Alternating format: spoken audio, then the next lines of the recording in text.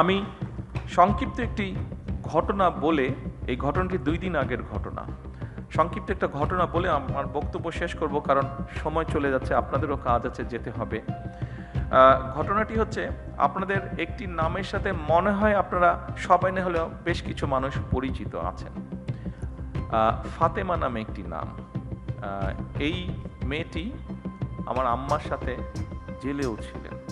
যেহেতু আম্মা অসুস্থ ছিলেন, ও অনেক বছর ধরে আছে, আমাদের পরিবারের একজন সদস্য হয়ে গিয়েছে সে। তো এখন 2 দিন আগে তার এক আত্মীয়, ওর বাড়ি বরিশালের দিকে, তো 2 দিন আগে তার এক আত্মীয়, আমরা এখানে প্রসূতি মায়ের কথা বলেছি, তার এক আত্মীয় বলে তার এরকম কমপ্লিকেসি দেখা দেবার পরে হাসপাতালে নেওয়া হলো। হাসপাতালে নেওয়ার সাথে বরিশাল হাসপাতালে নেওয়া হলো। বরিশাল হাসপাতালে নেওয়ার সাথে সাথে তারা বললো বিভিন্ন রকম কমপ্লিকেসি, ওখানে ইনকিউবেটর বলতে আপনি পাঠিয়েছেন না এডমিশন তো নেই, তাকে সাথে সাথে ঢাকায় রেফার করা হচ্ছে। কিন্তু আমি যতটুকু শুনছি, আমি তো ডাক্তার না, বাট আমি যতটুকু বাসায় যাওয়ার পরে আমার স্ত্রীর কাছে শুনলাম যে সামান্য বেসিক জিনিসটা ওখানে দেওয়া সম্ভব হয়নি বা দিচ্ছে না, ঢাকায় সাথে সাথে পাঠিয়ে দিচ্ছে।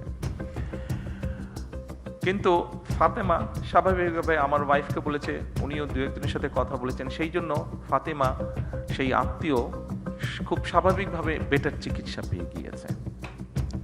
কিন্তু প্রশ্নটি যেটা, সেটা হচ্ছে সবাই তো ফাতেমা না, বা সবাই ফাতেমার আত্মীয় না। ফাতেমার আত্মীয় হয়তো সে, যেহেতু ফাতেমা ছিল সেই জন্য আমার স্ত্রী ঘটনাটি জানতে পেরেছে, স্বাভাবিকভাবে উনি টেক কেয়ার করেছেন। তার আত্মীয়টা, বাচ্চাটা হয়েছে বাট অসুস্থ, তারপরেও মোটামুটিভাবে ম্যানেজ করা গিয়েছে, ঢাকায় আর আনতে হয়নি খুব সম্ভবত, যতটুকু আমি জানি। আর সামহাও মিনিস্টার সাহেবও জানার পরে উনিও কিছুটা ইন্টারফেয়ার করেছেন, ফলে এখান থেকে সাথে সাথে একটা মেশিন বোধহয় ছিল না, মেশিনটা বোধহয় পাঠানো হয়েছে, ফলে ওর আত্মীয়র বদলতে অনেকগুলো শিশু এখন সেই সুবিধাটা পাবে, অনেকগুলো শিশু সেই কষ্ট থেকে বা সেই সমস্যা থেকে, সেই বিপদ থেকে বেঁচে যাবে। কিন্তু যেই কথাটা আমি বলতে চাইছি, ওখানে যারা দায়িত্বরত ছিলেন তারা যদি আরও একটু যত্নশীল হতেন, তারা যদি আরও একটু কেয়ারফুল হতেন, তাহলে হয়তো অনেকগুলো সমস্যাকে এড়ানো যেত, সব না হলে অনেকগুলো সমস্যাকে এড়ানো যেত। আপনাদের কাছে আমার অনুরোধ থাকবে,